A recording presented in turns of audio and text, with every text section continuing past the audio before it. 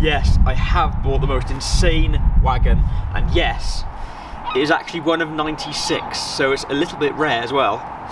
Welcome to my Volkswagen Golf Mark IV Estate 1.8 Turbo. Welcome back to Studio 42 TV.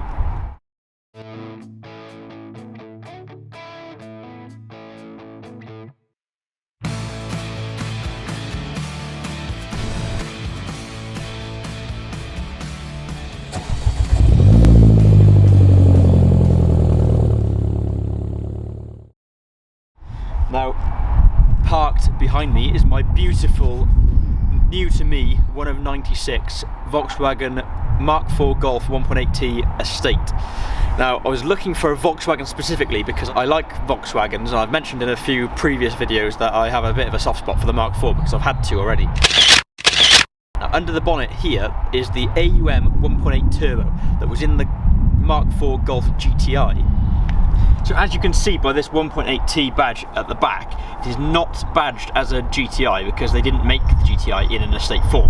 However, they did make this car in, I think they made around 260-ish, of which 96 are left on the road, according to my, albeit limited, research. That doesn't mean anything at all to me, really, because all I'm missing out on is probably a little bit of body kit. Underneath the bonnet of this baby, I've still got the powerhouse that is the Mark IV Golf GTI engine. Yes, I can see that there are some minor spots of rust that are perhaps characteristic with a Golf Mark IV, and probably the fact that it's 20 years old. Happy birthday.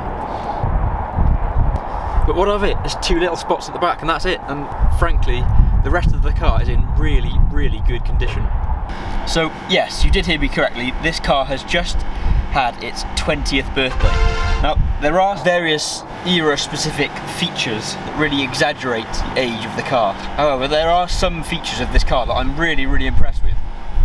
So like I said, there are some really awesome modern classic-y type features, like this 6-disc CD changer. Now, it's kind of got me into CDs, which is slightly strange, I know, but it's just cool how you've got 6 CDs and you can it's just cool. And then there are other features like this sort of very 2000s feel radio and the climate control system. But there are some features that when I got in this car I was very surprised by, like the heated seats, and they are really, really toasty and lovely and warm. The only things that I miss slightly from my previous car, the Mini Cooper S, which you've got to remember that was 8 years newer than this car, but it did have a multifunction steering wheel and cruise control, which I miss slightly, but not nearly enough to regret buying this car. And the truth is, so far, in about 2 weeks of ownership, I absolutely love this car, and it is the best car that I've ever bought to date.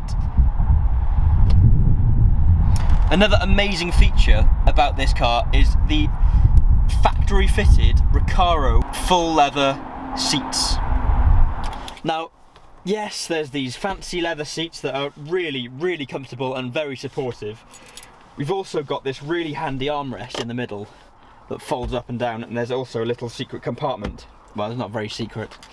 But my favourite part about the interior, and this goes across the whole Mark IV Golf platform, is this most incredible cup holder in automotive history. Look how cool that is. It's awesome.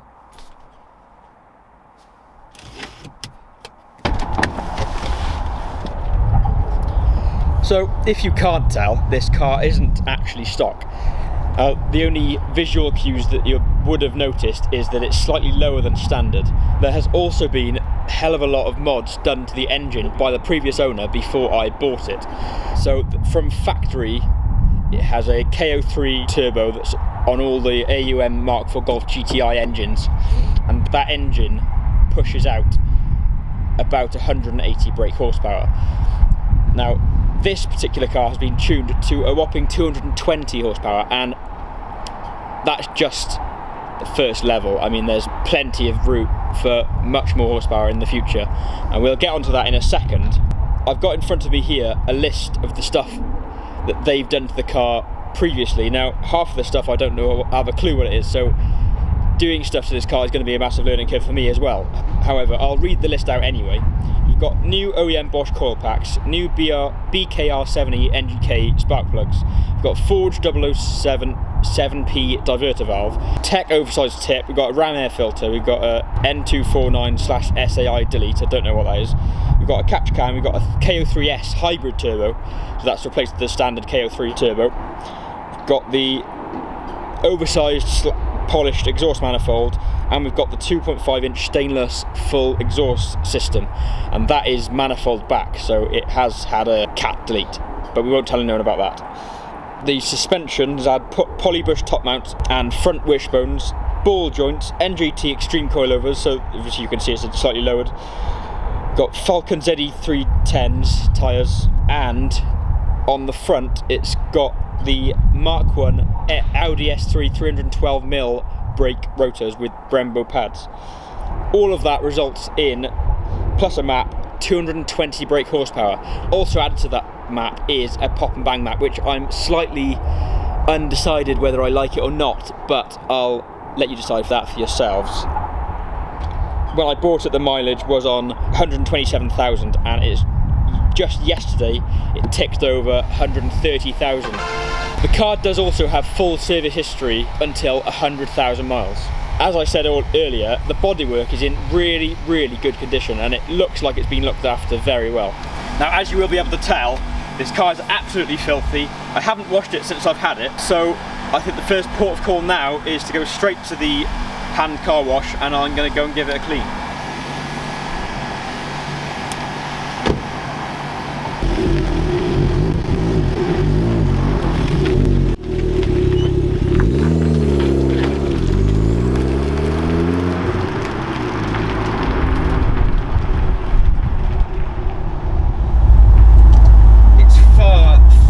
Far too fun to drive for the road.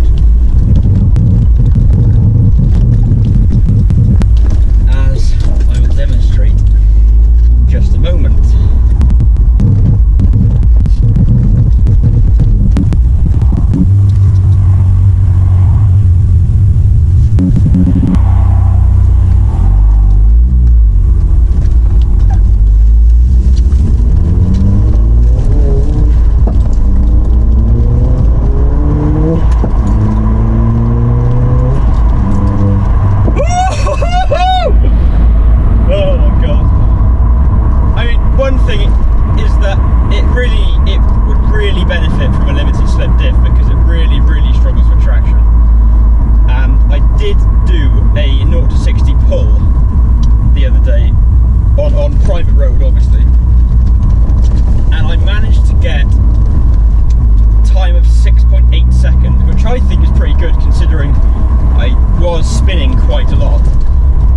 The stock, I believe, is something like high 7s, maybe possibly 8 seconds from this engine. Obviously, it was allegedly all the mods were done to this engine when it was at around 100,000 miles.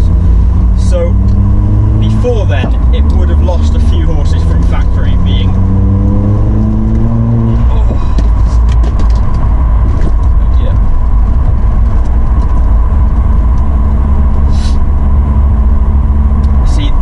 testament to how fun and how ridiculous this car is.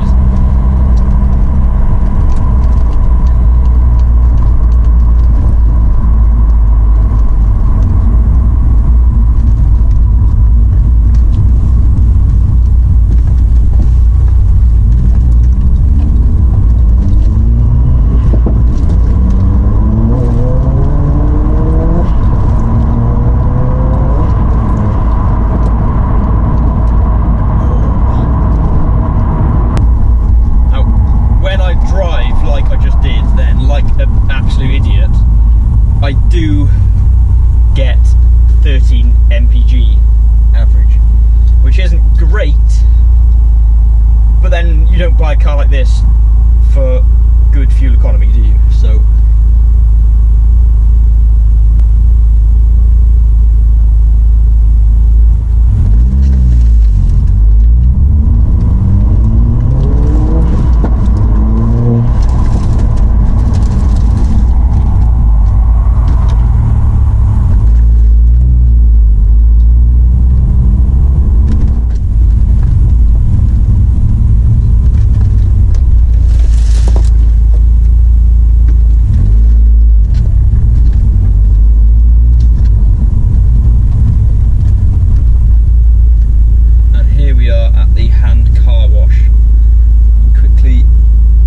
car deserved clean.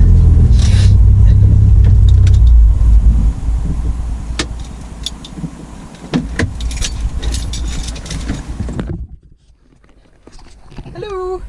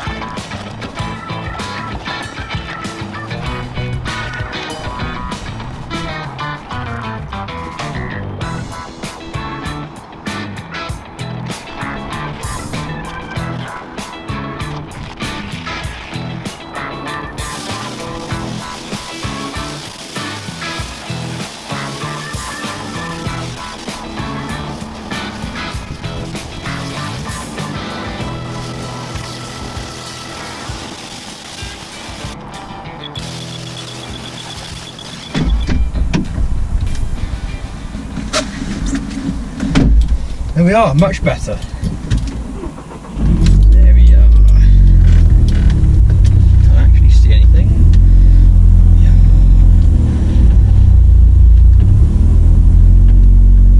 Good stuff. Right then.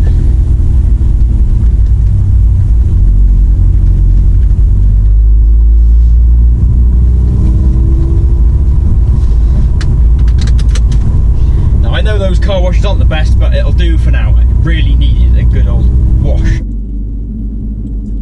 One thing that I did forget to mention, it also has these aftermarket gauges here, which is exhaust temperature and boost pressure. And that's really handy to know, because if I know I'm gunning it. Ooh, and a nice Toyota Supra, and an Audi GT.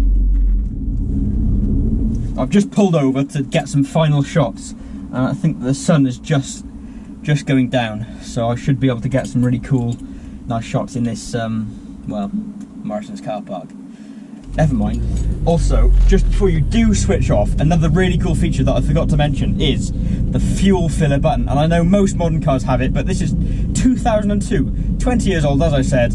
It's got a fuel filler cap button that opens the flap. How cool is that? It's awesome. Everything about this car, it's awesome. I can't stress it enough. I just love it. I love it, love it, love it.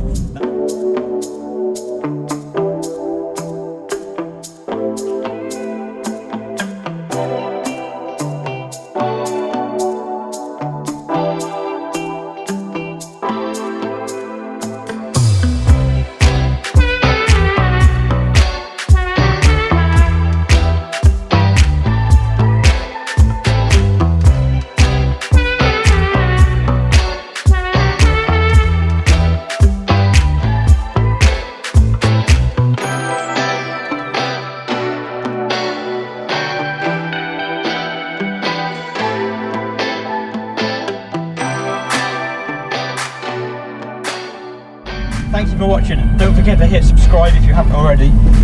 Leave a like down below and hit the notification bell so that you are notified of future videos.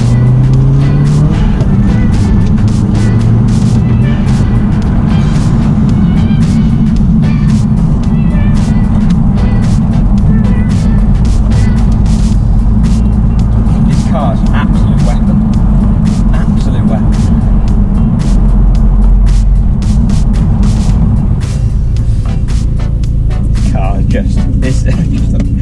I can't stress enough how good this car is. It's just